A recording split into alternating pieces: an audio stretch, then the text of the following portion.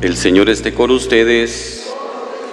Proclamación del Santo Evangelio según San Lucas. En aquel tiempo Jesús dijo: Ay de ti, ciudad de Corosaín, ay de ti, ciudad de Betsaida, porque si en las ciudades de Tiro y de Sidón se hubieran realizado los prodigios que se han hecho en ustedes, hace mucho tiempo que hubieran hecho penitencia, cubiertas de sayal y de ceniza. Por eso el día del juicio será menos severo para Tiro y Sidón que para ustedes. ¿Y tú, Cafarnaúm, crees que serás encumbrada hasta el cielo? No, serás precipitada en el abismo. Luego Jesús dijo a sus discípulos: El que los escucha a ustedes, a mí me escucha. El que los rechaza a ustedes, a mí me rechaza. Y el que me rechaza a mí, rechaza al que me ha enviado. Palabra del Señor. Jesús realizó su obra en estas tres ciudades que son mencionadas aquí hoy en el Evangelio. Tuvieron el privilegio de escucharlo, de recibir su mensaje, de ser testigos de cuántos milagros, cuántas curaciones. Corosaín, Betsaida, Cafarnaúm, especialmente Cafarnaúm, era su ciudad, dice. Y estas tres ciudades entonces son el símbolo de cómo Jesús hizo tantas obras y cómo se dedicó a hacer el bien en ellas. Salió a otras ciudades, pero regularmente andaba en estas tres ciudades. Pero estas ciudades no respondieron a esa presencia de Jesús. Y por eso hoy dice estas palabras tan duras el Señor contra estas ciudades. Ay de ti, porque son ciudades que en lugar de dar signos de conversión, signos de volverse a Dios, signos de agradecimiento también, porque Dios se ha manifestado en ellas, lo han rechazado. Y Jesús se siente, porque ya lo había dicho Él, ¿verdad? Que iban a haber ciudades o personas que no iban a recibir el mensaje. Y aquí se hace realidad cuando Él menciona esto en el Evangelio de hoy.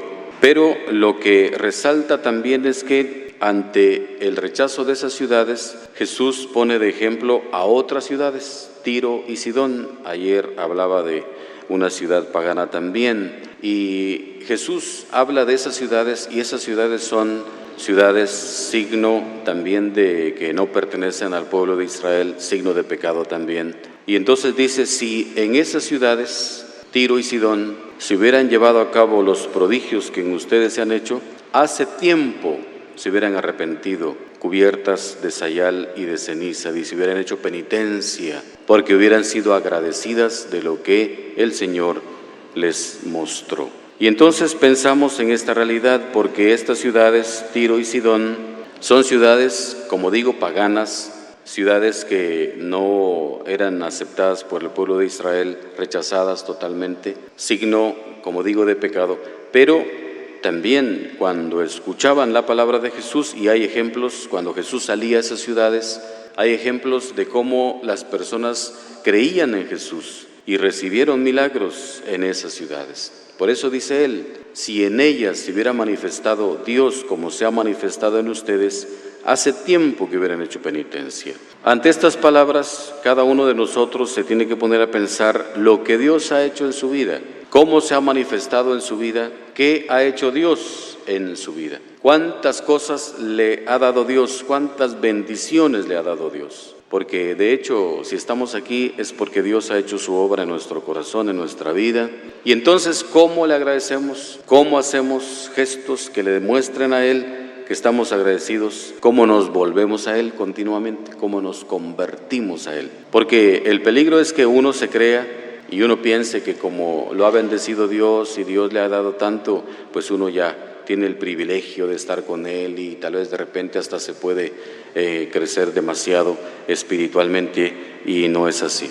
Al contrario, cuanto más recibe uno de Dios, más humilde debe ser y más muestras de agradecimiento debe dar. Y eso hay que tenerlo bien presente, porque si no uno cae en el fariseísmo, uno se siente como privilegiado y siente que Dios le tiene que seguir bendiciendo, y no es así. Cuanto más recibe, más humilde y más pecador se tiene que sentir, como escuchamos en la primera lectura, esa oración del profeta, que es una oración de reconocimiento de pecado, reconocimiento de todas las faltas que han hecho, del corazón perverso, dice, de que no ha hecho caso a la palabra de Dios. Y entonces es eso, si uno recibe de Dios, debe agradecerle. Y agradecerle convirtiéndose, haciendo penitencia, dice Jesús, convirtiéndose a Dios. Y de conversión todos tenemos necesidad, porque nadie puede decir que no tiene algo de qué cambiar en su vida. Y todos debemos hacer ese proceso de conversión. Por eso hay que entrar en nuestra vida y descubrir qué es lo que yo debo mejorar.